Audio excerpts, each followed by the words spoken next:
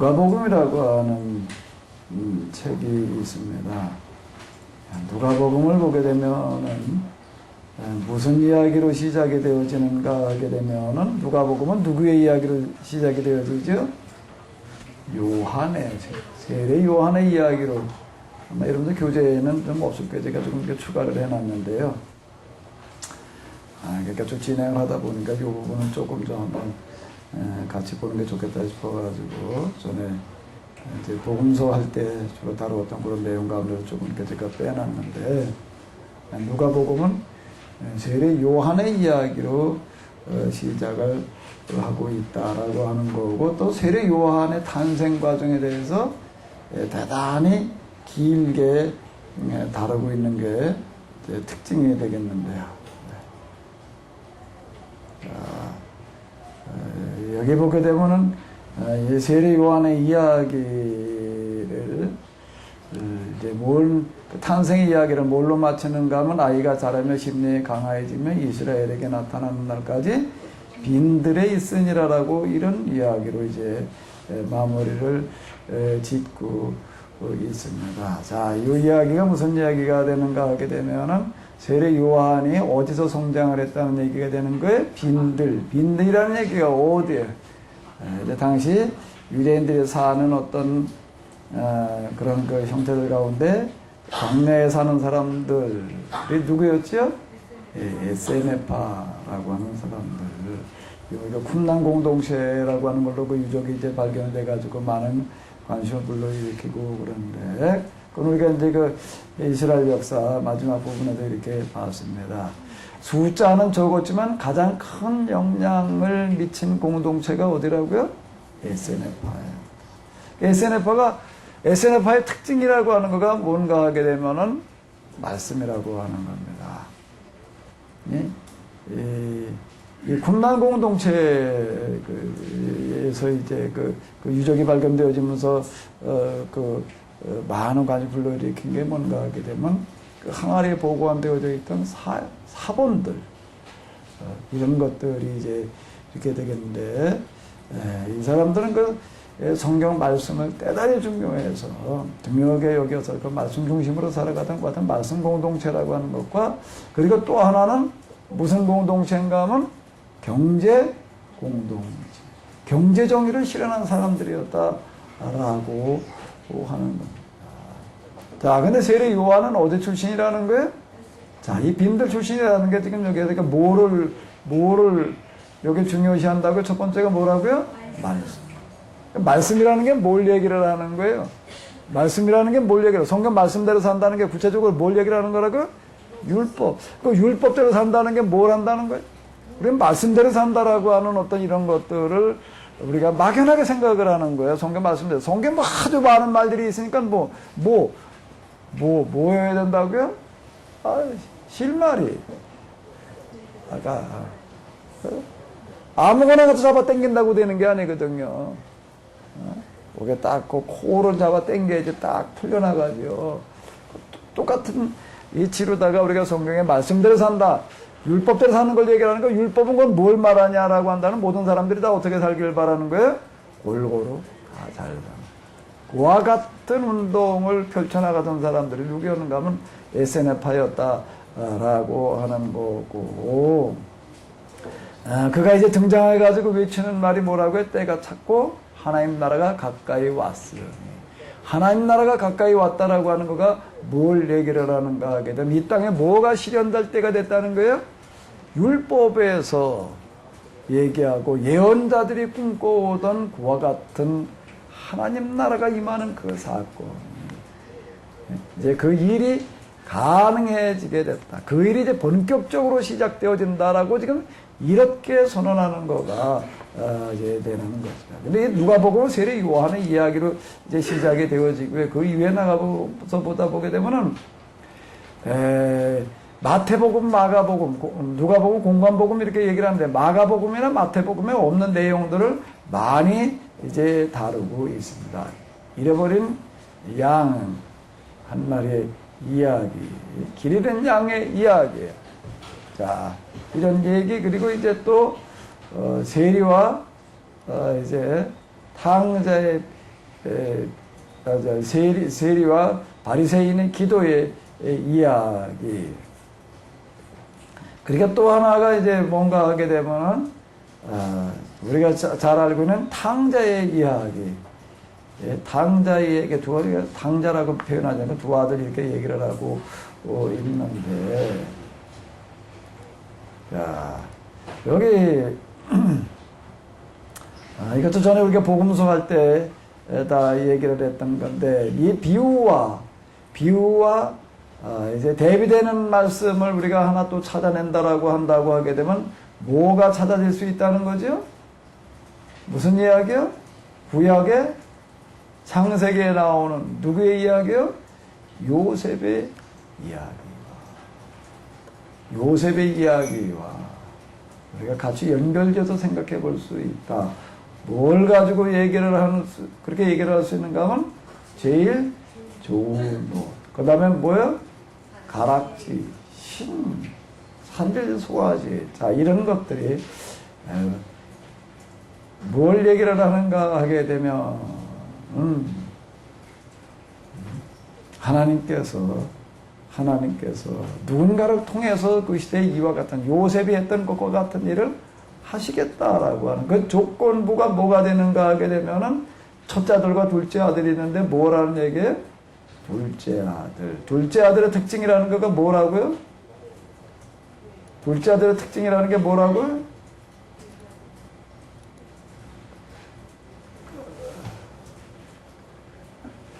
자, 여기 한번 읽어보시기 바랍니다. 여기 요 부분만 읽어보세요. 지금부터는 아버지의 아들이다. 일컬음을 감당치 못하겠나이다. 나를 뭐로나 봐주소서, 품꾼의 하나로나 봐줘서. 뭐가 되는 거죠? 무자격자 의식이라고 하는 겁니다. 그 앞에 나온 것들도 지금 다시 이렇게 놓고 본다라고 하게 되면 이게 세리와 바리새인의 기도 가운데에서 왜 세리의 기도가 응답이 되어지는가 하게 되면 세리는 무슨 마음을 가지고 있기 때문에요? 무슨 마음을 가지고, 그러니까 바리새인과 세리의 대비시켜 놓고 계시는데, 바리새인은 하나님 앞에 떳떳하게는 자격자라고 그러기는 거고, 세리는 어떻게 얘기를 하고 있고요? 무자격자라고 얘기를 하고 있고, 여기 지금 길 잃은 양의 비유에서도 마찬가지다라고 하는 겁니다. 이게 누가복음의 특징이에요.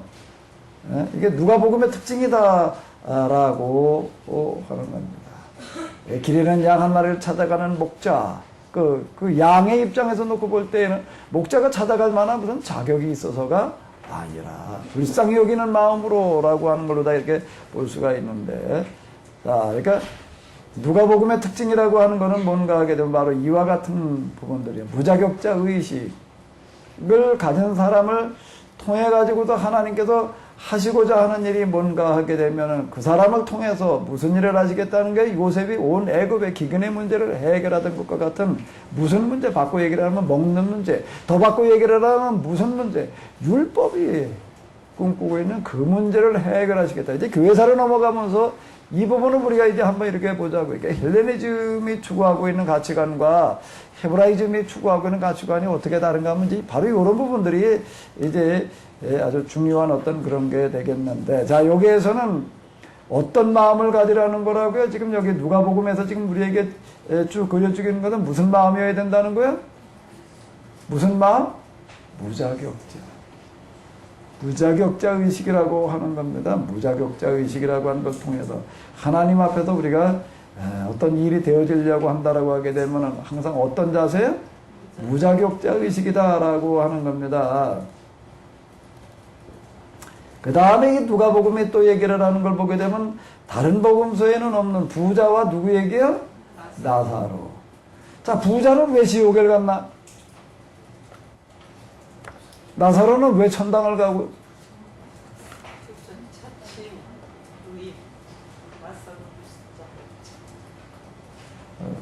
자, 부자는 이 사람 뭔 죄를 지었어요?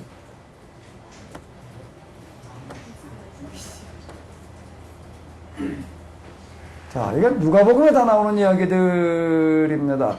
마가복음이나 마태복음에 없는 그 내용들만 골라가지고서요. 한번 이렇게 한번 보십시오.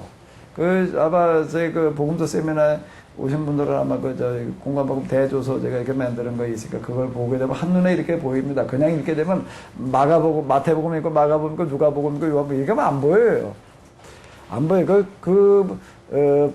서신들의 특징, 복음서들의 특징을 이렇게 보려고 한다라고 하게 되면 이제 비교를 해가면서 이렇게 보는 건, 보면은 이제 보이게 되는데, 이 부자와 나사로의 비유에서 얘기하려고 하는 어떤 이런 것들은 뭔가 하면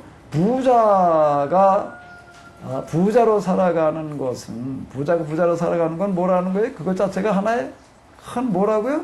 사명이라고 하는 겁니다.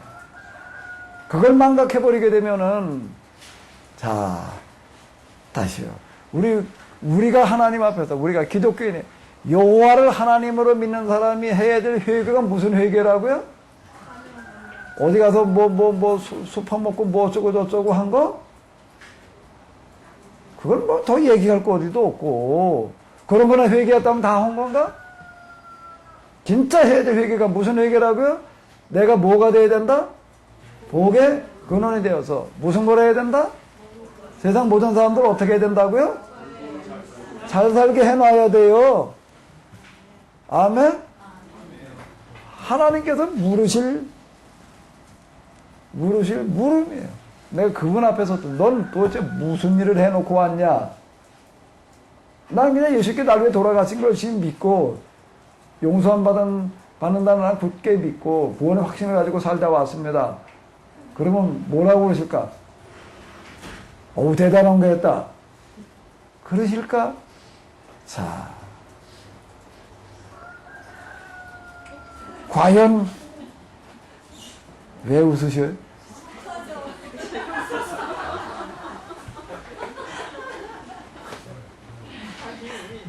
그냥 이제 난 가만히 있을 테니까 앉아서 저 소리나 듣다 가셔. 그러면 되거든요.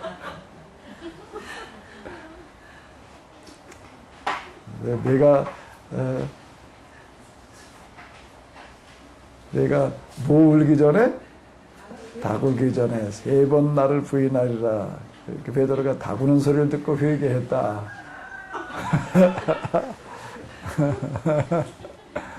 정말 우리가 해야 될 회개가 뭐겠는가? 예수님께서 정말 이 세상에 하나님의식을 포기하고 인간으로 오셔서 대신 죽으시면서 하신 일이라고 하는 거가, 그분이 우리를 위해서 대신 죽으셔서 저 죄를 짊어지셨다는 걸 믿고 그냥 죄 용서함 받으라는 거, 그것 때문에 그러고 오셔서 했을까? 네.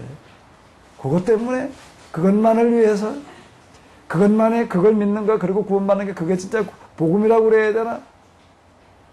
복음은 문자 그대로 복음이어야 되는 거죠. 복자에서 기쁜 소식이어야 되는 거예요. 누구에게? 병든 사람에게 뭐가 기쁜 소식이야? 병든 사람한테 뭐가 기쁜 소식이라고요?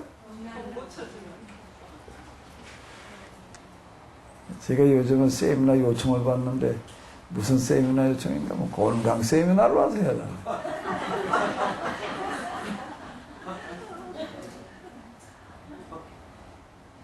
그래서 제가 건강 세미나 요청을 받아요. 그러니까 장로교 어느 노회에 가가지고 또 노회원들한테 그걸 해달래. 이래가지고 이제 날짜 잡아놨어요. 그분이 지금과 점심시간에 오셨어요. 이제 지난번 자연치유하고 보시 끝나고 오늘 생체치 처음 하는 날이라고, 그거 와서 금방도 하시니까 뭐 당뇨도 잡히고 혈압도 잡히고 뭐 어지럼증이 있어가지고서 그냥 아주 뭐 병원에 가서 뭐 MRI 찍고 뭐 다 해도 다 모르겠다고 그러고 그러고 하다가 이거부터 이제 다 멀쩡해졌다. 그래서 그렇게 얘기를. 병든 사람에게 뭐가 복음이겠어요? 병에도 고침받는 게 그게 복음인 거예요. 당장 배고픈 사람한테 뭐가 복음인가? 당장 배가 고파가지고 며칠 굶주리겠으면 무슨 냄새가 날까? 온 동네 사람도 반찬한 냄새 다 나요. 그 기가 막히게 잘 나더라고요. 그거요. 정말 동네 사람 누구나 뭐 해먹는지 다 알겠더라고요.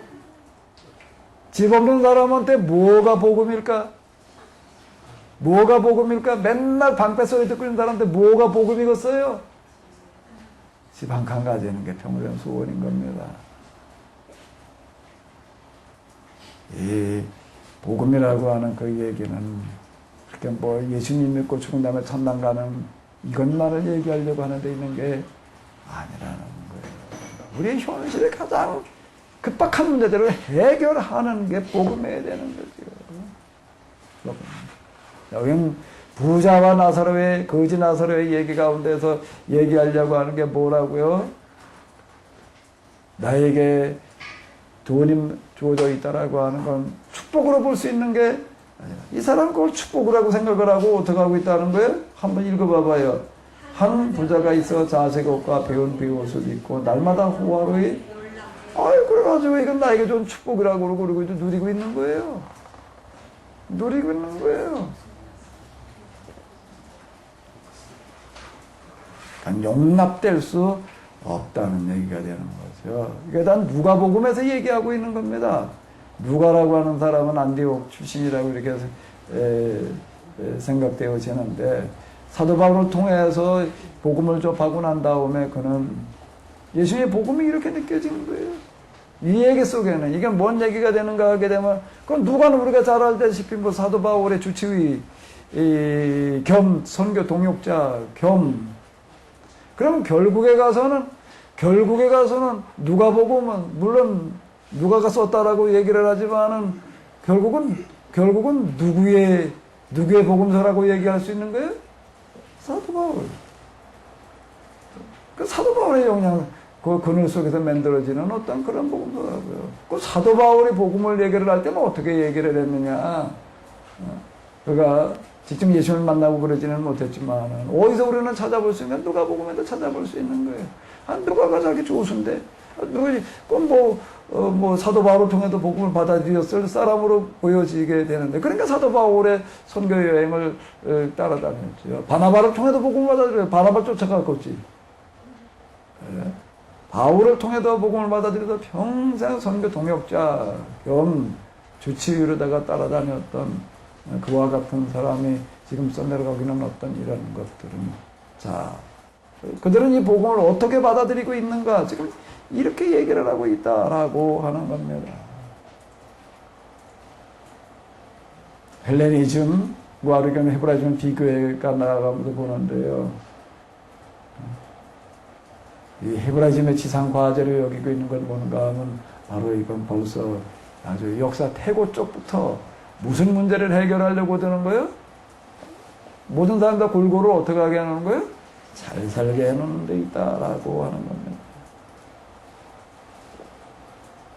자, 이거 누가복음 18장 물론 마태복음에도 있는 얘기기는 한데 이와 같은 그 얘기 이건 이제 뒤에 가서 한번 여기만 한번 읽어볼까요?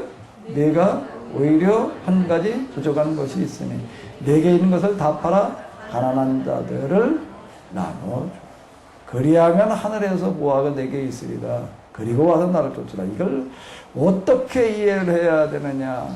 예수님을 믿게 되면 다 재산 처분해가지고 가난한 자들에게 나눠줘야 되는 건가? 이렇게 우리는 이해를 하게 됩니다. 왜 문자로 보게 되면 그런 거예요. 문자로 보게 되면은 그런 겁니다. 그 문자 부분인 거죠. 전체 흐름 속에서 이걸 보면은 뭘 얘기를 하시는 건가? 재산을 팔아 가난한 자들에게 나눠주라는 게 재산 처분하라는 얘기인가? 재산 처분하라는 얘기예요? 어떻게 하라는 얘기예요? 돈 똑바로 쓰라는 얘기가 되는 거죠.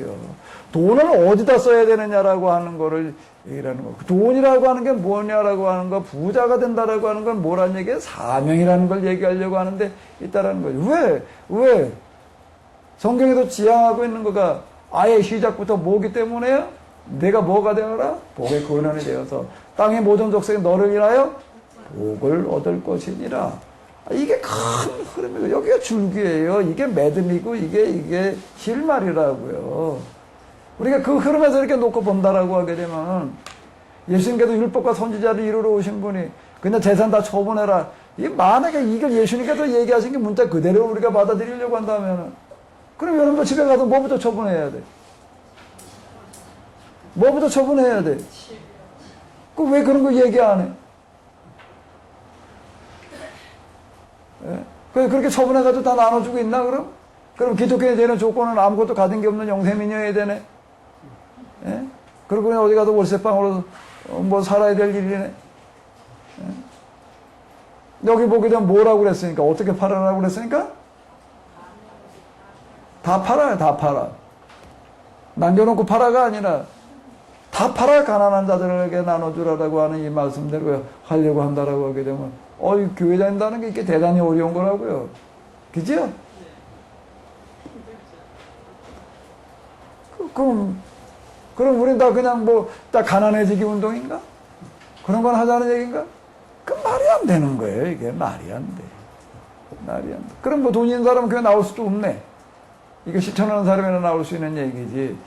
자, 우리가 이런 것들을 어떻게 이해를 해야 되느냐. 부자와 나사로의 비유, 어떤 이런 부분들.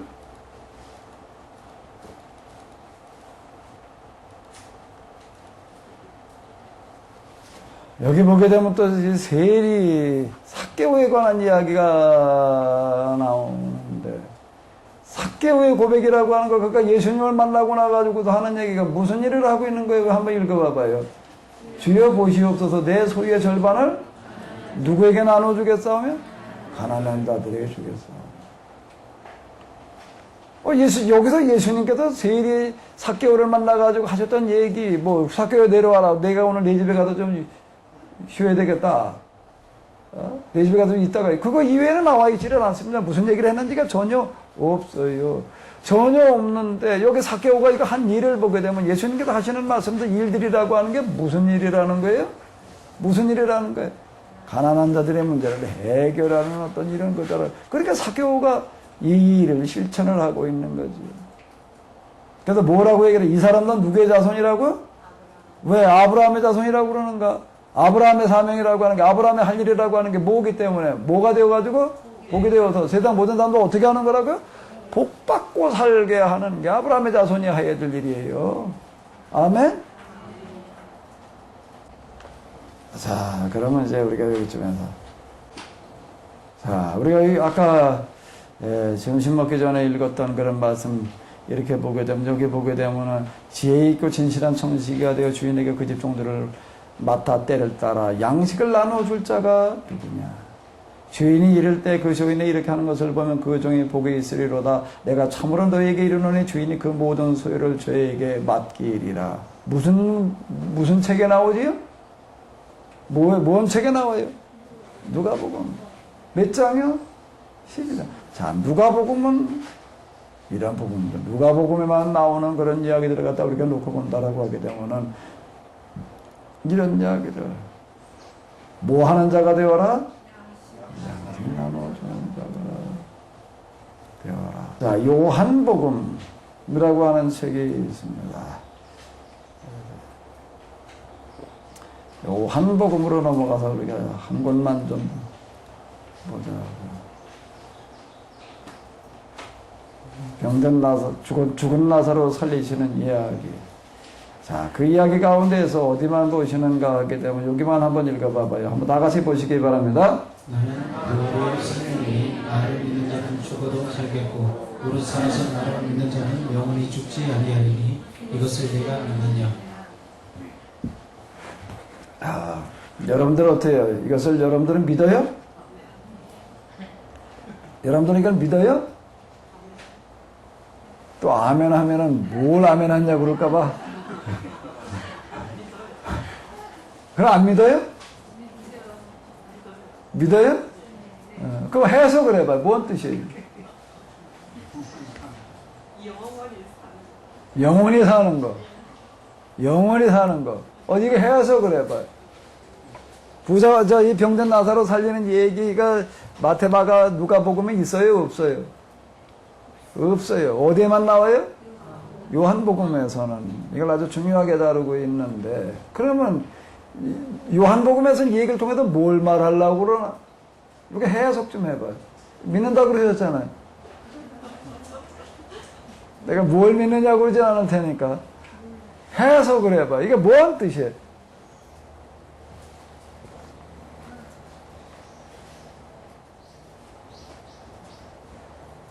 뭔 뜻이에요? 예수님께서 이렇게 얘기를 하시는 거예요. 내 오라비가 살리라. 마르다에게 얘기를 하시니까 내 오라비가 다시 살리라. 마르다가 이르되 마지막 날 부활 때에는 다시 살아날 줄을 내가 아나이다.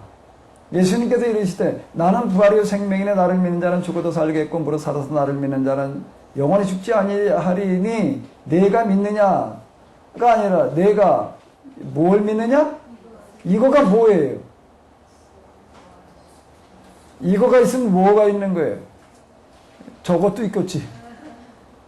이것이 있으면 저것도 이것을 믿느냐 그러셨으니까 뭐가 있어요?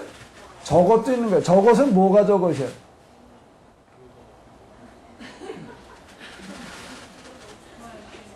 저것은 뭐가 저것이에요? 여기서 한번 저것을 찾아봐봐요.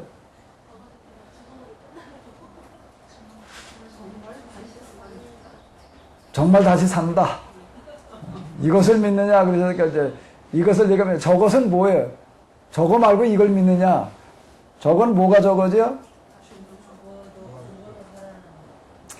마지막 날 부활 때에는 다시 살아날 줄을 내가 믿나이다. 이렇게 얘기를 합니다. 이게 저거예요. 저거는 이게 유대인들은 당시 부활을 이렇게 믿었다는 겁니다. 부활을 뭘로 믿었다고요? 마지막 날 부활 때에 다시 살아난다라고 이렇게 유대인들의 부활은 그렇게 생각을 한 겁니다. 유대인들은 어떻게 생각을 했다고요? 마지막 날 종말 때 어떻게 한다고? 그때 다시 살아난다라고 믿고 있는 거예요. 그건 누가 믿은 거라고요? 누가 믿던 거라고요?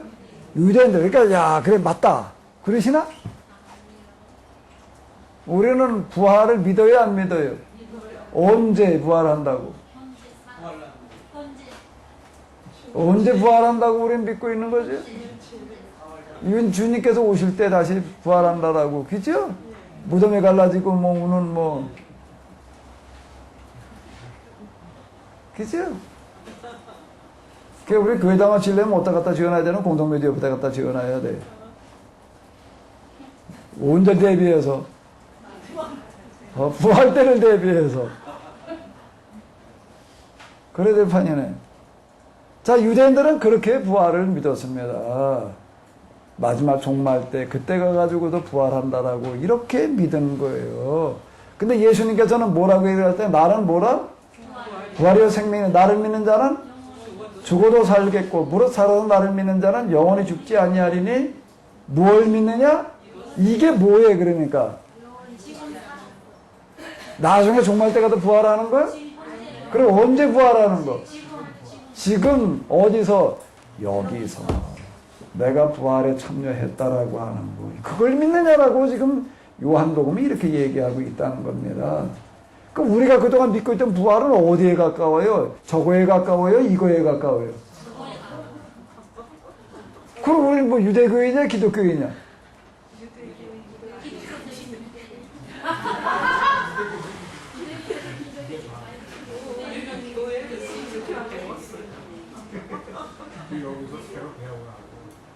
그러니까 이게 우리가 한번 곰곰이 한번 생각을 해보자고요. 곰곰이 한번 생각을 해봐. 당연히 부활이 예수님 다시 올 때 그때 부활한다라고 이렇게 생각을 하는 거예요. 자, 그러면 이제 요한복음 이제 다음 여름 8월이 되나? 8월이죠? 요번 여름 세미나 8월이죠. 8월에는 미리 예고를 할게요. 요한복음을 가지고 좀 한번 2박 3일 좀 해보려고 이제 그럽니다. 요한복음만 가지고 한번 2박 3일 좀 해보려고 이제 그러는데, 자, 요한복음이라고 하는 이 책이 참 대단히 중요합니다. 대단히 중요한 거는 그 이유가 어디에 있는가 하게 되면은 초대교회 100년을 마무리 짓는 결론이 어디에 들어있나 하면 요한복음에 들어있기 때문에. 마태복음, 마가복음, 누가복음, 뭐 바울서신에 들어있는 그런 모든 이야기들을 여러 가지 그 상황 속에서 얘기들이 되던 것들이 마지막 결론이 어디서 난 거라고요? 요한복음에서 났다는 측면에서 중요한 겁니다. 왜 그런가 하면 요한복음, 자, 바울서신 가지고 우리는 얘기를 많이 합니다. 기록 연대로 놓고 본다면 바울서신은 몇 년대에 기록되는 거죠? 60년 전후에 기록되어지는 거예요. 예수님께서 몇 년경에 돌아가셨죠? 30년경에 돌아가셨습니다. 근데 바울서신은 몇 년경에 기록되어진다고요? 신약성경 가운데 제일 먼저 기록되어지는 건 바울서신입니다. 그게 몇 년경이에요? 50년? 전후예요. 50년 전후.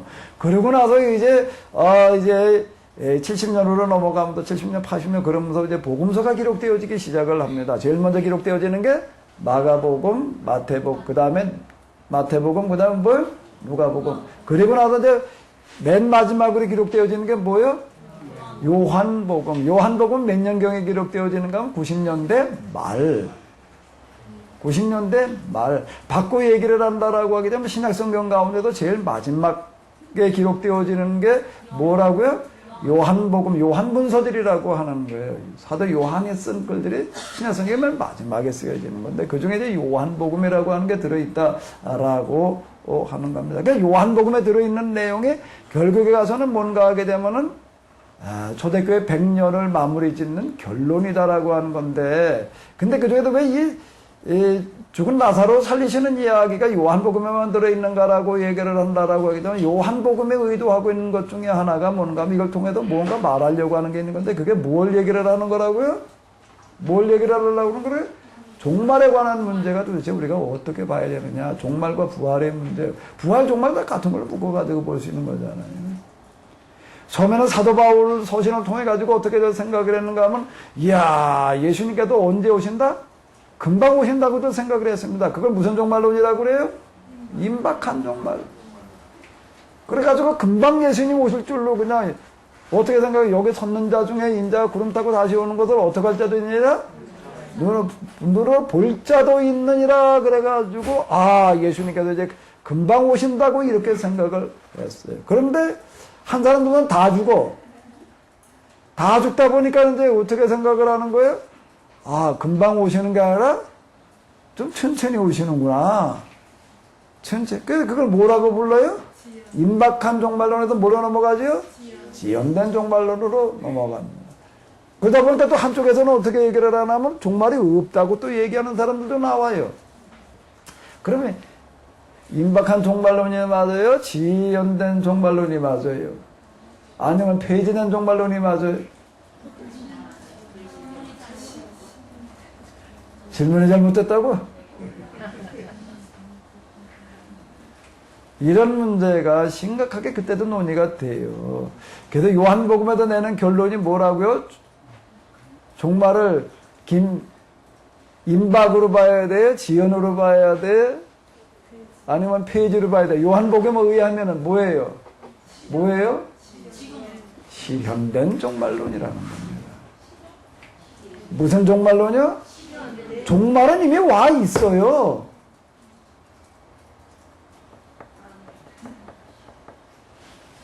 자, 다시 한번 읽어봐봐요. 나는 이게 부활절 때 우리가 많이 얘기하는 건데 이게 뭘 얘기하냐면 예수님 믿으면 부활한다 이렇게 자꾸 얘기를 하려고 그래. 예수님 믿으면 부활해. 언제가 문제냐는 거예요. 언제 말하네. 언제? 다시 한번 읽으면서 언제 부활하는지 한번 봐봐요. 시작.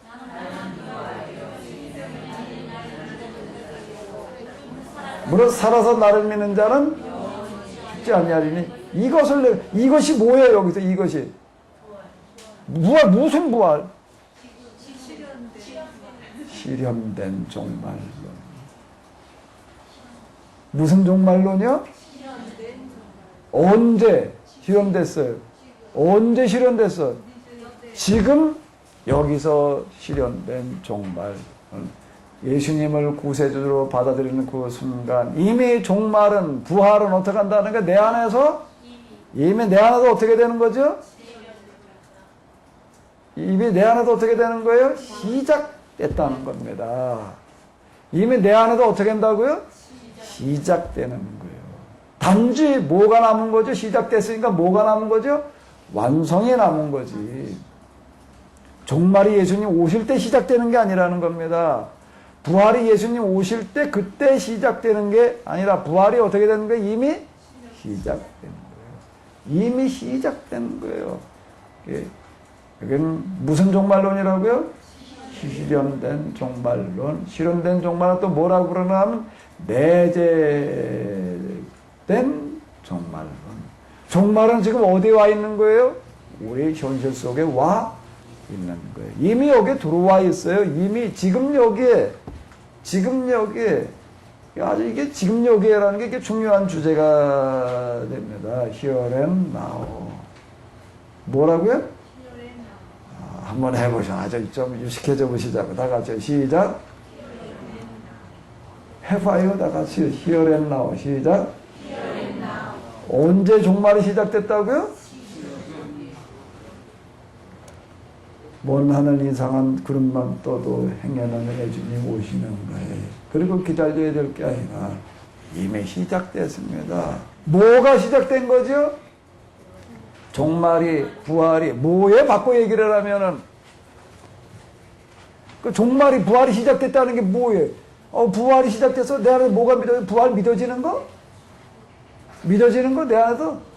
예수님 믿으면 부활한다는 거 믿어지는 거? 그게 부활 시작된 건가? 그렇게 얘기하고 끝나야 되나? 그게 그리고 끝나야 될 얘기인가? 그럼 내 심령 속에서 때가 찼고 하나님 나라가 가까이 왔으니, 때가 찼고 하나님 나라가 가까이 왔으니, 하나님 나라가 가까이 온다는 게 뭘 얘기를 하는 거라고요? 종말? 2000년 전에 언급된 종말, 그래서 아직도 기다리고 있는 종말? 그 종말로 얘기를 하는 사람이 종말이 이제 예수님과 더불어 어디에 들어온 거예요? 왜 역사 속에 이미 들어온 거예요. 바꿔 얘기를 한다라고 하게 되면 그게 뭐가? 율법과 예언자의 완성이라는 게 뭘 완성시키는 거라고요? 이 복음에 가는 곳에 뭐가 물러가야 되는 거예요? 어둠에 빛이 오는 것도 어둠에 물러가는 것처럼 복음에 가는 곳에 뭐가 물러가야 되는 게? 복음 아닌 게 물러가야 되는 거예요. 복음 아닌 게 물러가는 게 뭘 말하는 거라고요? 인간을 비참하게 하는 거짓과 불의, 그리고 가난과 기근과 질병이 물러가야 되는 거지요. 아멘? 하나님 나라가 실현되어지는 거예요. 하나님 나라, 천국이 어디 있어? 여기 있다, 저기 있다 할 게 아니라 어디 있다고요? 우리 가운데 이미 와 있는 거예요.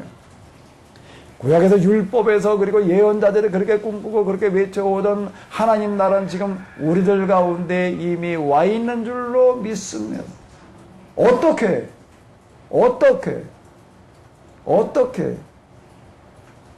해요? 예수님을 믿는 사람을 통해서 이미 우리들 가운데 이 역사 속에 이게 실현이 되어야지 되는 거죠. 그래서 나라의 임하오시며 뜻이 하늘에서 이루어진 것 같이 어디에서 이루어지이다?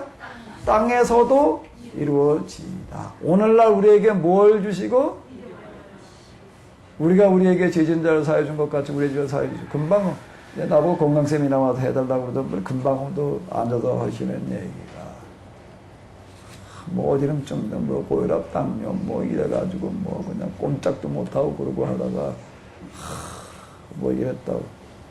그래서 아주 노회원들을 이제 아주 다 집합을 시켰대, 그냥. 그날 제가 이제 건강 세미나도 가야 되지만 뭘 가야 되나 또 출장 뷔페를 가야 돼. 무슨 출장 뷔페? 하도 생채식을 또 그날 점심 식사로다가 먹을 수 있게 또 가지고 오래. 그때 출장 뷔페 간다고요? 뭘 간다고요? 그분이 금방 도와가지고 한 얘기가 참 너무 무식한 목사였대. 참 가만히 생각해보니까 너무 무식한 목사였다. 이번에 와서 자연치유 그거 하면서 깨달은 거래. 깨달은 거라 그러면서 계속 뭐 그때도 얘기하다가 또 얘기하고. 만나기면 그 얘기 계속 반복할 작정인 것 같아.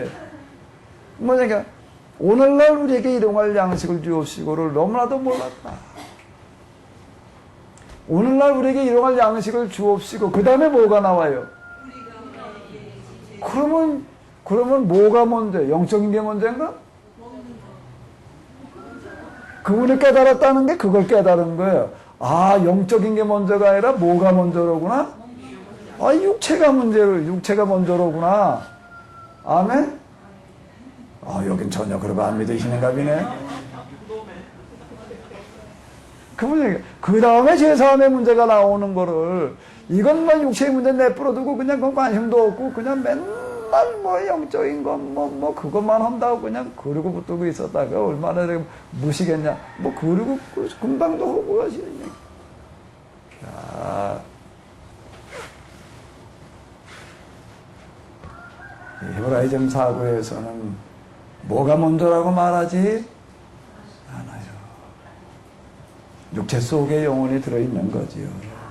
아멘? 하나님께서 사람의 생명을 먼저 만들어 놓고 그 다음에 육체를 갖다 붙여놨지요. 사람 만드시는 과정을 보니까. 그죠? 코로다가 생명을 먼저 후하고 불어놓고 그 다음에 거기다 육체를 갖다 붙여놨지. 그냥 덕지덕지 갖다가. 어디서 가졌어요? 육체를 아주 이쁘게 빚어놓고 그 다음에 갖다 생명을 불어넣으셨다. 자, 이게 헤브라이즘에 뭔가 하게 되면은 방식입니다. 성격이 여기에 있는 거예요. 이건 뭘 중요시하는 거예요? 육체와 물질을 중요하게 여기는 겁니다. 이건 절대 배제의 대상이 아니다 라고 하는 거예요. 종말은 이미 우리 가운데 와 있어요. 부활도 우리 가운데 이미 와 있어요. 그걸 뭔가 나라에 임하시오. 하나님 나라는 예수님과 더불어 재림과 더불어 이 땅에 임하는 게 아니라 어떻게 하는 거예요?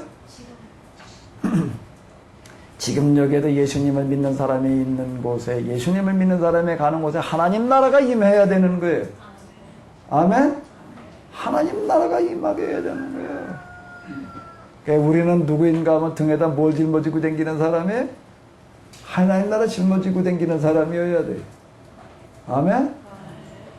등에다 짊어지고 다니기 힘드시면 여기다 넣고 다니셔. 뭐 가지고 다니듯이? 휴대폰 다 가지고 다니듯이 뭘 가지고 다니라고요? 하나님 나라를 가지고 다녀라. 요한복음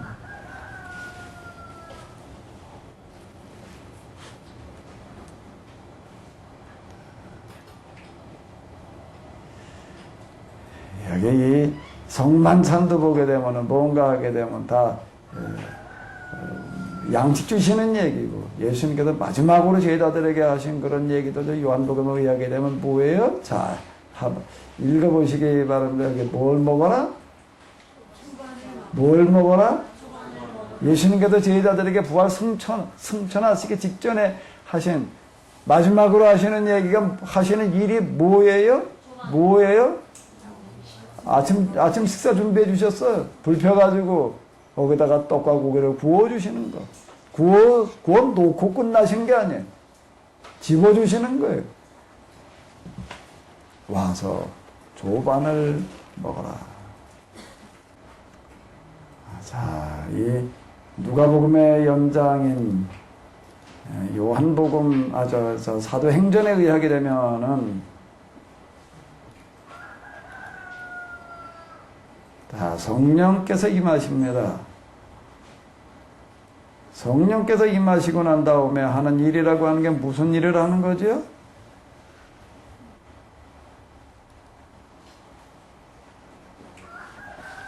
자, 한번 읽어보세요.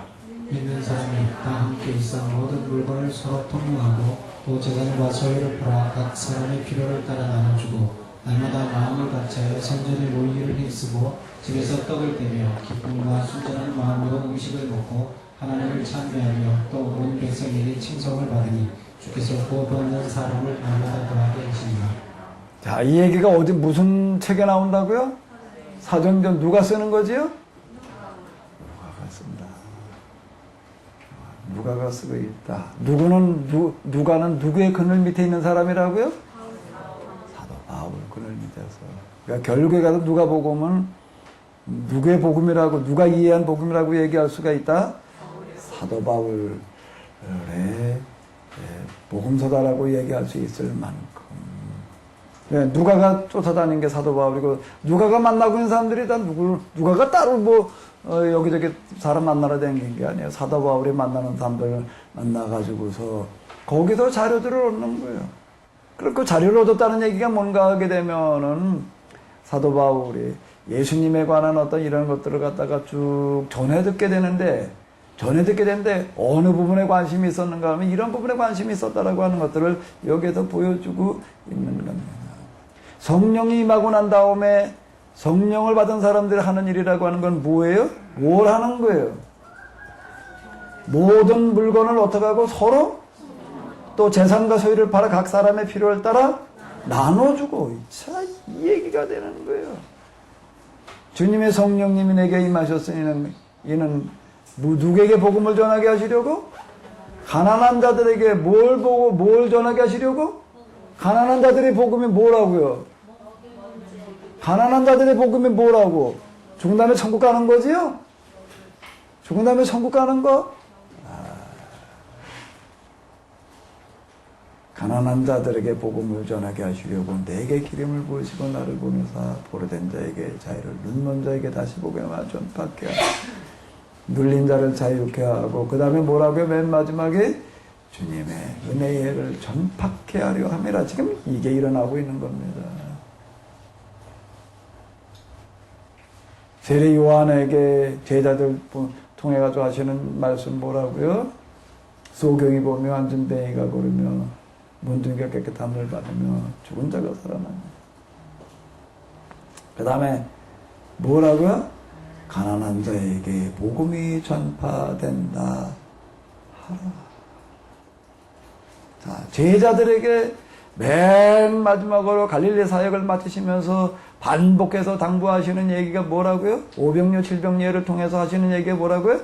너희가 먹을 걸 주어라. 어디 가든 이 많은 사람들이 먹을 걸 구해올 수가 있겠습니까? 200데나리온의 양식을 어디가 사올 수가 있겠습니까? 어디 가서라고 말하지 말고 너희가 먹을 걸 주어라. 누가라고 얘기하지 말고 너희가 주어라. 자, 이렇게 얘기를 하고 계십니다.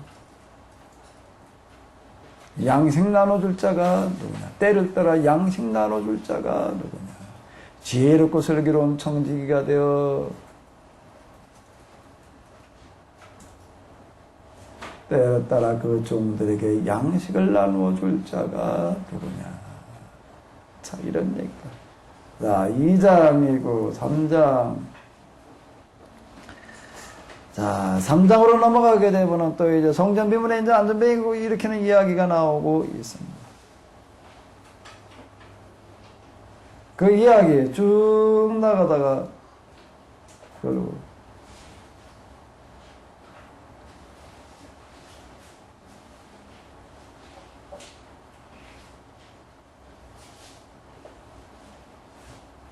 자, 이 이야기 성전 비문의 이야기의 마지막 얘기는 또 무슨 얘기가 되는 거죠?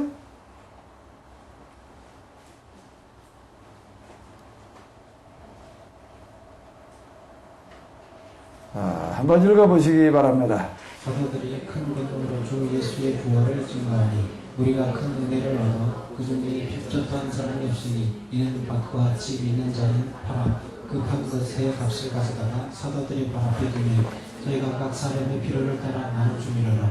구부로에서 날 매니저이 있으니 이름은 요셉이라. 사도들이 일컬어 바나바라 하니 그가 밭이 있으며 팔아 값을 가지고 사도들의 발 앞에 두미라. 여기 보게 되면 이런 얘기가 있습니다. 그 중에 핍절한 사람이 없으니 이는 밭과 집이 있는 자는 어떻게 했다고요? 팔아서 그 판 것의 값을 가져다가 사도들의 발 앞에 두매 저희가 각 사람의 무엇을 따라 나눠 줬다? 자, 이렇게 얘기를 하고 있습니다.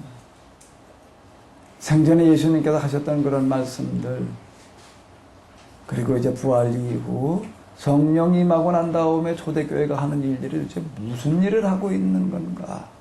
무슨 일을 하고 있는가? 율법과 예언자를 완성시키는 일을 하고 있는 거죠. 율법과 예언서가 완성되고 있는 거지 지금.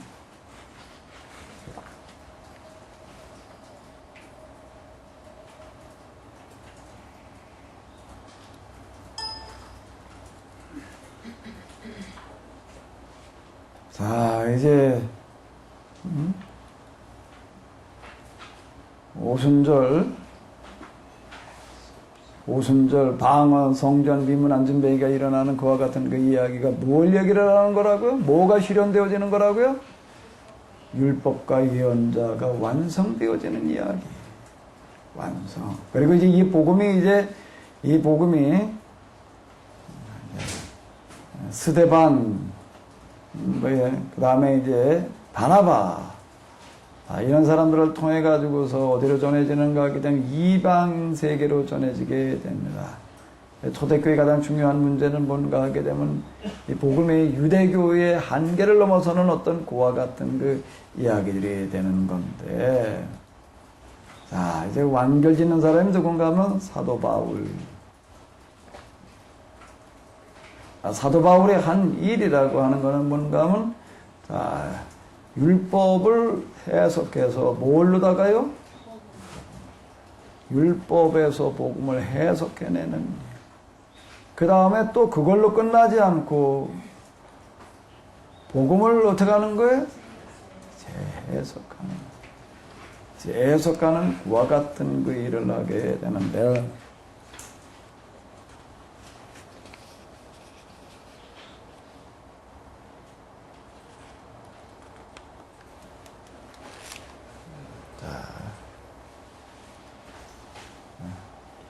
뒤로 넘어가게 되면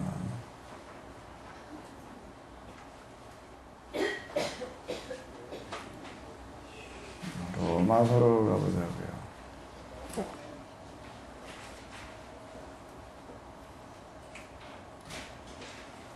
자, 한번 읽어보시겠습니다. 복음에는 하나님의 의가 나타나서 믿음으로 믿음에 이르게 하나니 기록된 바 오직 의인은 믿음으로 말미암아 살리라 하는 것 같으니라. 네. 우리가 잘 알고 있는 대로 우리가 구원을 받는 것은 뭘로 받는다고요? 믿음으로 받는다라고 이렇게 얘기하는 대표적인 그와 같은 이제 이 구절이 이제 되겠습니다. 대표적인 구절이 되는 건데, 자 사도 바울 그는 도대체 믿음으로 구원을 받는다, 행위로 구원받는 게 아니라 믿음으로, 율법으로 구원받는 게 아니라 복음으로 구원받는다라고 얘기를 하는 게 도대체 무엇을 얘기를 하고 있는 건가? 자, 마태복음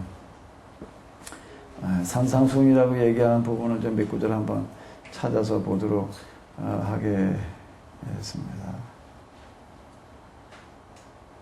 자, 5장 20절로 한번 보실까요? 한번 읽어보시기 바랍니다. 내가 너희에게 이르노니 너희의 의가 서기관과 바리새인보다 더 낫지 못하나 결단코 천국에 들어가지 못하나. 하나님 나라 들어가려면 뭐가 어떻게 된다고? 우리가 누구보다 나야 된다고요? 서기관과 바리새인 정도 가지고는 안 된대. 더 나야 된대. 그 다음에 이제 우리가 또 하나님 나라를 가려면은 어떻게 해야 되나 한번 우리.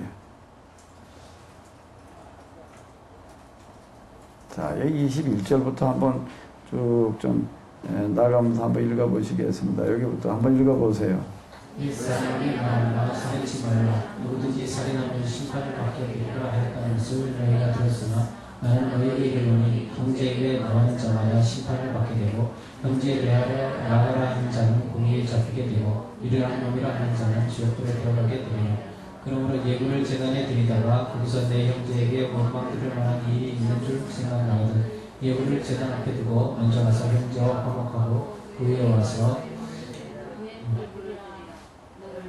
너를 송사하는 자와 함께 길에 있을 때 그에 사와라. 그 송사하는 자가 너를 재판관에게 내어주고 재판관이 관원에게 내어주어 옥에 가둘까 염려하라. 진실로 내게 이르노니 내가 홀이라도 남김없이 다 갚기 전에는 결단코 거기서 나오지 못하리라. 또 가늠치 말라 하였다는 것을 너희가 들었으나 나는 너희에게 이르노니 여자를 보고 의욕을 품는 자마다 마음에 이미 가늠하였느니라. 만일 내 오른눈이 너로 실족해 하려되 빼어오리라. 내 백체 중 하나가 없어지고 온몸이 지옥에 던지우지 않는 것이 유익하며 또한 만일 내 오른손이 너로 실족해 하거든 찍어버리라. 내 백체 중 하나가 없어지고 온몸이 지옥에 던지우지 않는 것이 유익하니라. 또 이랬을 때 거기까지만 이제 보시자고요. 30절까지만 한번 이렇게 쭉 봤습니다. 자, 그 다음에 또 이제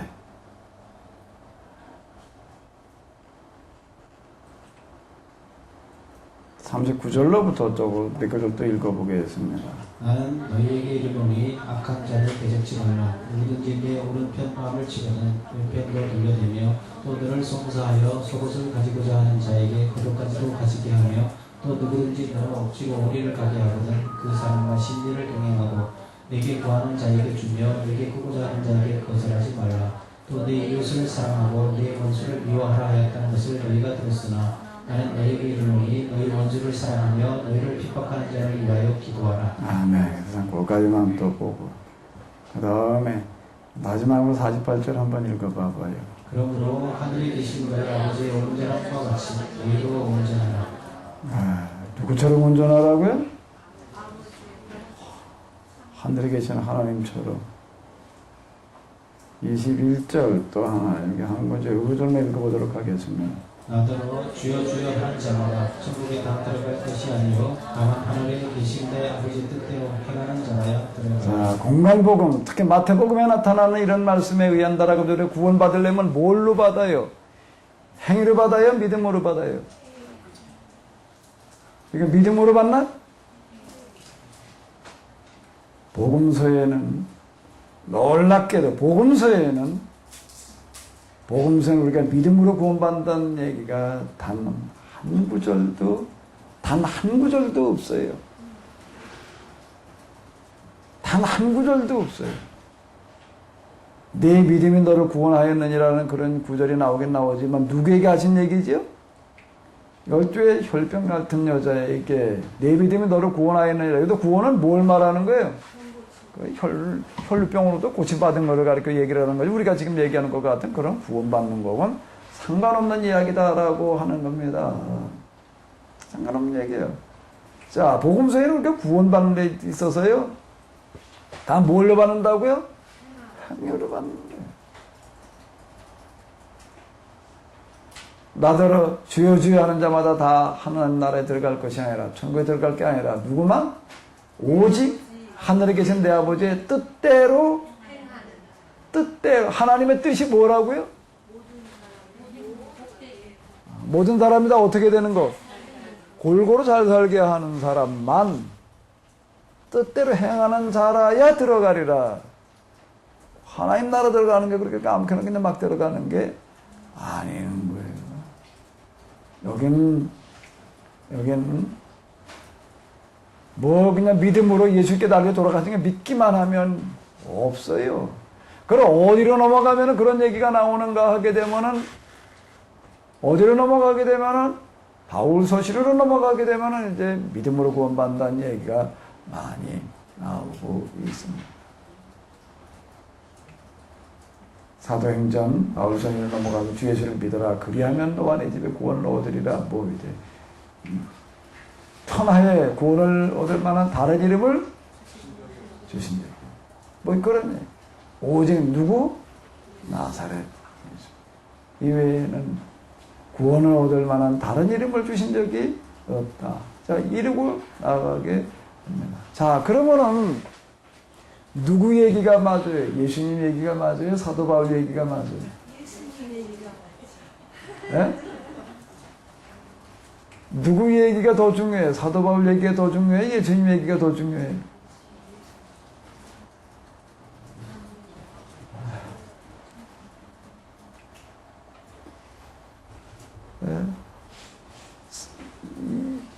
예수님께서는 행위로 구원받는다고 얘기를 하고 사도 바울은 믿음으로 구원받는다고 얘기를 하고 누구 얘기가 맞아요? 질문이 잘못됐다고? 그럼 뭔 질문이 어떻게 잘못됐어? 어디 한번 얘기 좀 해봐.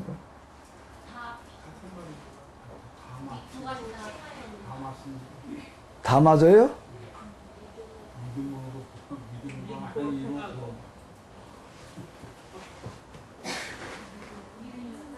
믿음으로 구원받아요? 행위로 구원받아요?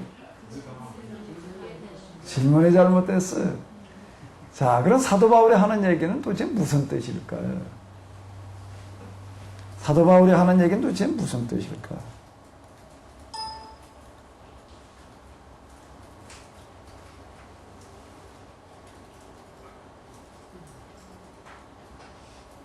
자, 이런 얘기들이 도대체 뭐지요, 이게?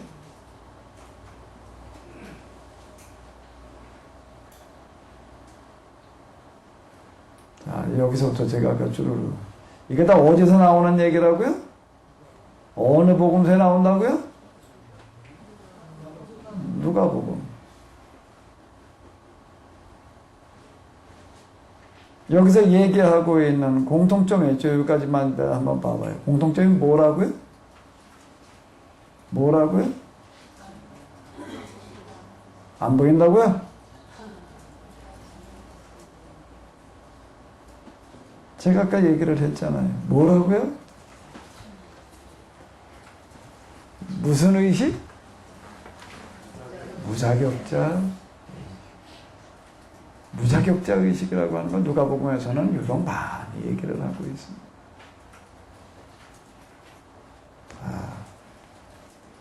누가가 사도 바울을 따라다니면서 당시 유명한 여러 사도들 만나고 뭐 그들의 이야기를 듣고 자료를 구하고 그래가지고 복음서를 이제 써요. 어떻게 쓰는 건 누가가 써서 누가복음이라고 하는데 감수는 누구한테 받았을까? 감수는 누구한테 받았을까? 쓴 다음 감수 말고 쓰기 전에 우리 전에 학교 다닐 때 이렇게 보게 되면 졸업할 때 저런 논문을 쓰는데 먼저 뭘 내라 그러나 하게 되면은 뭘 내라 그래? 제목을 내래. 그 다음에 뭘 내라 그래요? 목차, 개요를 내래. 이거 가지고 심사를 하는 거예요. 다 써놓은 다음에 심사를 하는 게 아니에요. 쓰기 전에 심사를 하는 게 뭐부터 심사를 한다고? 제목 심사를 하고 뭐 심사를 하고? 목차, 개요를 심사를 하고 개요를 심사를 하고 이러이러하게 내가 써볼까 합니다. 그래 그게 통과가 돼야지 그 다음에 쓰는 거죠. 그 다음에 쓰는 거, 지 멋대로 써놓고 가도 그 다음에 뭐 심사해 주십시오. 이게 아닌 거예요. 쓰는 과정에서도 어떻게 해야 될까? 쓰는 과정에서도 수시로 어떻게 해야 되는 거예요? 어쩌다가 다 약간 좀 애매한 부분이 있으면 어떻게 해야 되나? 지도교수하고 어떻게 해야 되는 거예요? 상해가면서 써야 되는 거예요. 그러니까 그 지도교수가 그래서 있는 거지. 뭐. 다 써놓은 다음에 뭐 봐주기 넣기 위해 있는 게 아닌 거예요. 다 그러면서 써내려가요. 자, 그럼 누가복음이라고 하는 걸 써내려갈 때 누구의 지도하에? 그 사람은 율법 뭐가 어떻게 돌아가는지 모르는 사람인 거예요. 복음은 누굴 통해서 전수를 받았는가 하면 사도 바울을 통해 가지고 전수받았다는 거는. 그러니까 사도 바울의 영향 속에서 이렇게 써내려가고 있는 게 누가복음이다라고 하는 겁니다. 자, 그럼 여기서 우리가 하나 이제 발견할 수 있는 게 뭐예요? 그러니까 사도 바울은 결국은 이제 우리는 이제 사도 바울의 어떤 그런 입장과 사상이라고 하는 걸 사도 바울 소신만 가지고 자꾸 얘기를 하려고 하는데 사실 누가복음을 통해서도 우리가 엿볼 수 있는 거라고요. 사도 바울은 예수님을 어떻게 이해를 했는가? 어떻게 이해를 했는가? 그 특징이 마가복음, 마태복음에 없는 누가복음에 나타난 특징을 보니까 뭘로 나타난다고요? 뭘로 나타난다고요? 뭐에 대한 관심이 큰 거예요? 가난한 자들에 대한 문제예요. 세례 요한의 탄생이라든지 뭐 기타 등등 가난한 부자와 뭐 나사로의 비유, 뭐 부자 청년의 질문, 뭐 기타 등등 뭐 이런 것들이 여기 다 들어와 있는 어떤 이런 것들. 이 복음이라고 하는 거가 뭐여야 되는가 하면 가난의 문제를 해결하는 것이어야 된다라고 하는 것들 여기서 얘기하고 있다라고 하는 거라고. 그리고 또 하나는 뭐라고요? 또 하나는 뭐라고요? 그 다음에 또 하나 얘기하는 게 뭐라고요?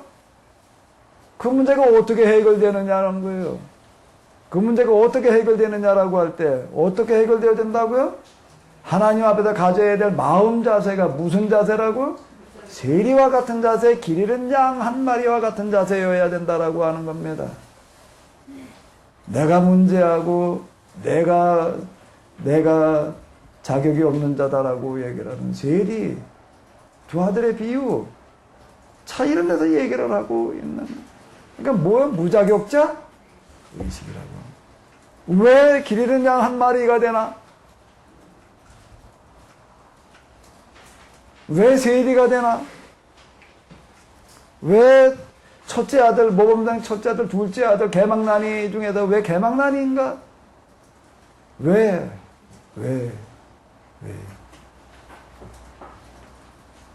왜 누가복음에서는 이렇게 얘기를 하고 있지요? 바꿔 얘기를 한다면 이게 누구의 이해라고요? 사도 바울의 이해라고 하는 겁니다.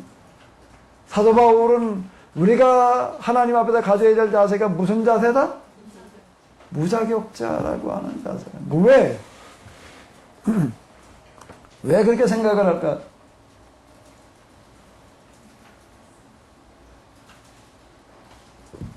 로마서에서도 얘기하고 있는 주제가 되는 건데 뭐지요? 왜 그런 거지요?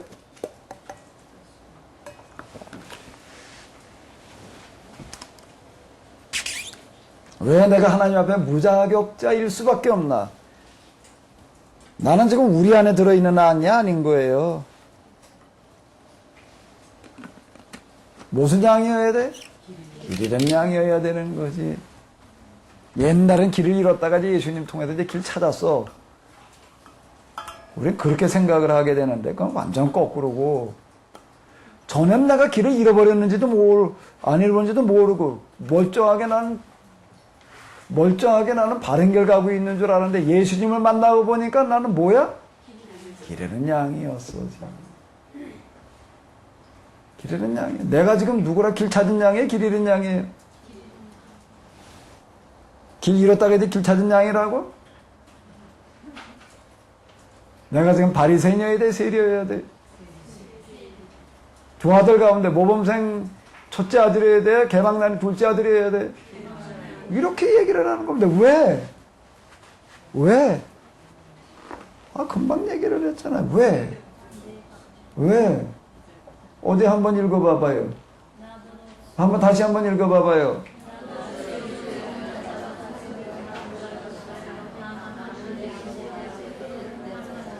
나더러 주여 주여 하는 자마다 다 천국에 다 들어갈 것이 아니요 다만이 무슨 얘기예요?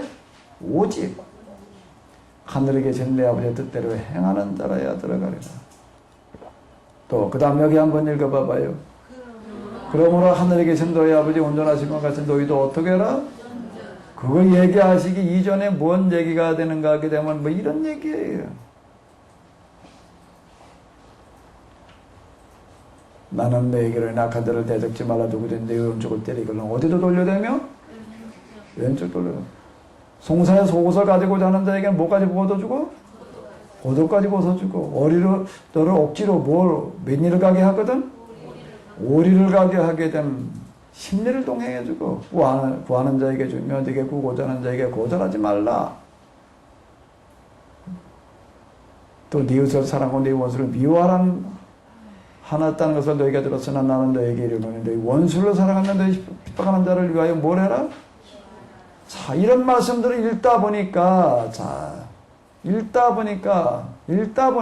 읽기 이전에는 내가 율법을 제대로 지켜도 내가 온전한 의인인 줄 알았는데 이때 사도 바울 우리 그 하나에 대해 그가 변화되는 과정이에요. 그 지금 그 로마서에서 고백하고 있는 어떤 그런 얘기들이 되는 겁니다. 이런 얘기들을 듣기 이전에는 그냥 살인하지 마라, 간음하지 마라, 도둑질하지 마라만 읽었을 때에는 지킨 줄 안 거예요. 지킨 줄 아는 거예요. 살인하지 말라는 걸 지킨 줄 알았어요. 간음하지 말라는 걸 지키고 있다고 생각을 했어요. 도둑질하지 말라는 걸 지킨 줄만 알았어요. 멀쩡한 줄 알았다고요. 우리 안에 있는 양인 줄 알았다는 거예요. 그런데 이 말씀을 읽고 나서 보니까 어떻게 되는 거예요? 내가 지켰나? 못 지켰지. 못 지켰지. 근데 못 지켰다라는 것까지가 아니에요. 더 중요한 게 있어요. 뭐지요? 나는 뭐예요? 못 지킨 사람이 아니라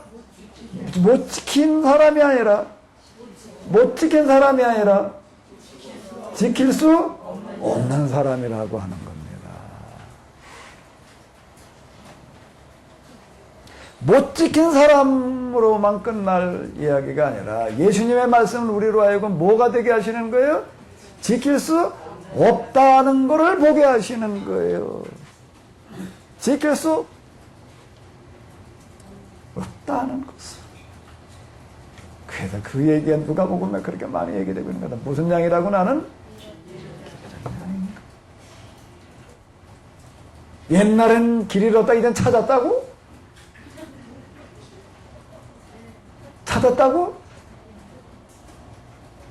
전엔 내가 멀쩡한 줄 알았다가 보아하니 나는 영원히 길 잃은 양이야. 나는 영원히 길 잃은 양이야. 어느 누구도 이 말씀 앞에서 나는 이걸 이 말씀 다 지켰다라고 지킬 수 있다라고 말할 수 있는 자는 없는 거예요.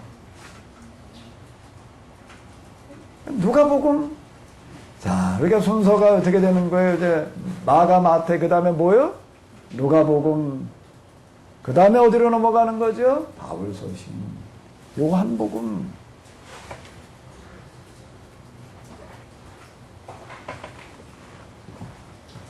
나는 하나님 앞에서 영원히 길이 있는지. 나는 하나님 앞에서 영원히 누구일 수밖에 없는 거예요. 세리. 카며 하늘을 향해서 나는 얼굴 들 수 없는 자예요. 어떻게 얼굴을 들어? 무엇 때문에 이 말씀들 앞에서 어떻게 내가 얼굴을 들어? 이건 영원히 지킬 수 없는 말씀들인 거예요. 이걸 지킬 수 있다라고 얘기할 수 있는 사람이 있나? 없는 거죠. 아무도 없어요, 이걸. 이 말씀을 지킬 수 있다라고 얘기할 수 있는 사람은 아무도 없는 겁니다. 아무도 없어요. 사도 바울은 얘기를 하는 겁니다. 의인은 하나도 없나니. 유대교 율법에 의하면 유인이 많았어요. 그런데 예수님을 만나고 나서 보니까 의인이 있을 수가 없어요. 하나도 없어요.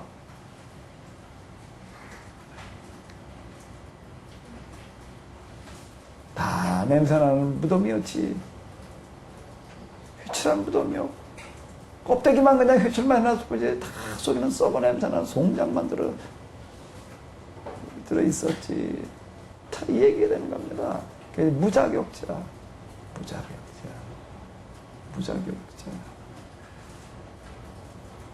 여긴 이제 그럼 여기서 대답이 나오는 겁니다. 무슨 대답이요? 믿음으로 구원받는다는 거, 행위로 구원받지 못하고 믿음으로 구원받는다는 얘기가 뭔 얘기인가? 믿음으로 구원받는다는 얘기, 예수님께 나로 돌아가신 걸 믿는 그 믿음? 무슨 믿음? 무슨 믿음? 나는 도무지 예수님의 말씀을 지킬 수 없다라고 하는 고백.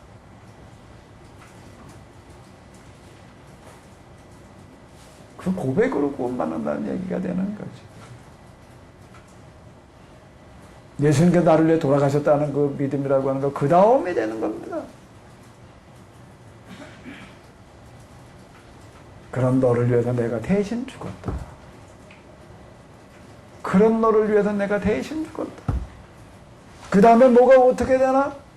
그 다음에 뭐가 어떻게 되는 건가요? 새 사람이 되는 거지요. 무슨 새 사람? 용서받은 새 사람? 물론 용서받은 새 사람이에요. 용서받은 새 사람이지만 그 다음에 무슨 새 사람이요? 무슨 새 사람? 무슨 새 사람? 무슨 새 사람? 용서받은 새 사람? 그전에는 할 수 없던 것을 이제 하게 된 새 사람.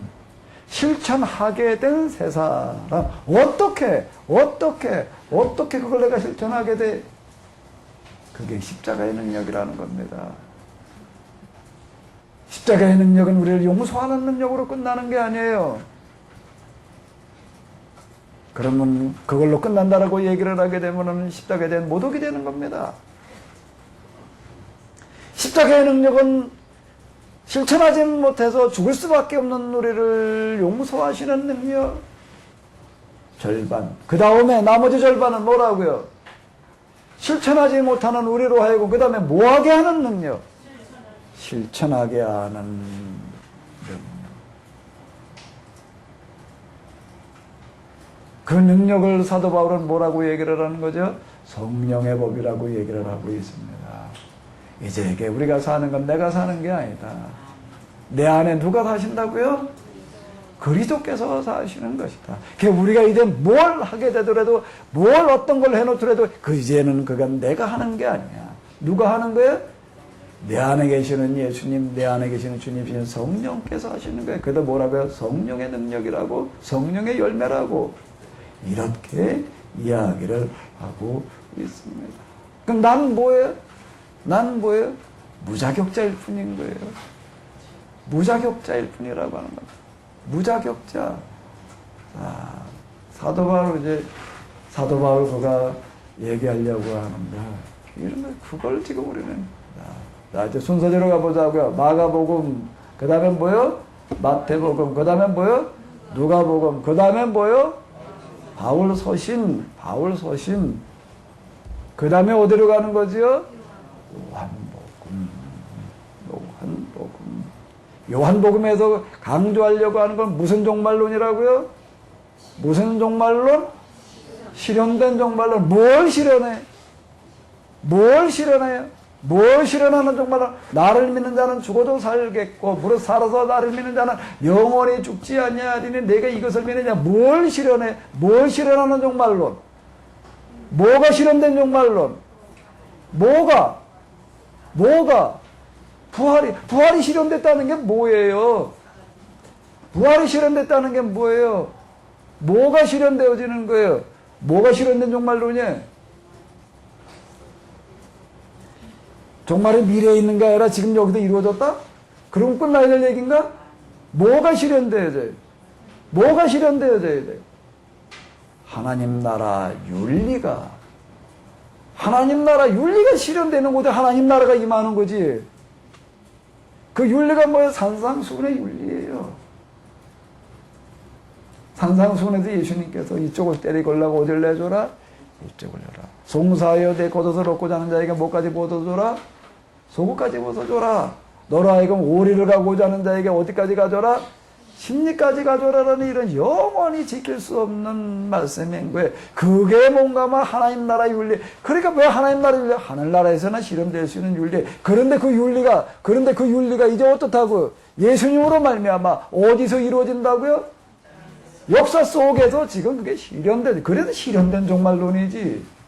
종말이라고 하는 건 뭐가 종말인가 하면 하나님 나라라 윤리가 실현되어지는 게 종말인 거예요. 아멘? 세상 끝장나는 게 종말이야. 그건 세상에 세상 망하는 걸 얘기하는 운명론자들이 얘기하는 종말론인 거예요. 그런 거는요. 운명론자들이 얘기하는 종말론이지 성경에서 얘기하는 종말론이라고 하는 건 종말론 뭔가 하면 지금 역사 속에서 뭐가 실현되어진다는 거예요? 하나님 나라의 윤리가 실현되어져서 이제 세상 나라의 윤리가 이제 사라지는 거예요. 하나님 나라의 윤리가 지배되는 여기에 뭐가 임하나? 하나님 나라가 임하는 줄로 믿습니다. 나라의 임하옵시며 뜻이 하늘에서 이루어진 것 같이 어디에서 이루어지이다? 땅에서도 이루어지이다. 오늘날 우리에게 일용할 양식을 주옵시고 우리가 우리에게 죄 지은 자를 사하여 준 것 같이 우리의 죄를 사하여 주옵시고 우리를 시험에 들게 하지 마옵시고 다만 악에서 구하옵소서. 내게 나라와 권세와 영광이 아버지께 영원히 있사옵나이다. 주기도문 속에 다 들어와 있는 것이요. 그 하나님 나라 지금 어디 있어요? 하나님 나라 지금 어디 있어요? 어디 있어요? 지금 여러분들 마음속에 있는 줄로 믿습니다. 거기에 임하기를 원하시는 줄로 믿습니다. 그 하나님 나라가 임하되 어떻게 임하여? 충만하게 임하시기를 바랍니다. 그래서 이미 여기에서 실현되어지는 종말론. 뭐가 실현되어지는 종말론? 뭐가 실현되어지는 종말론? 하나님 나라 뭐?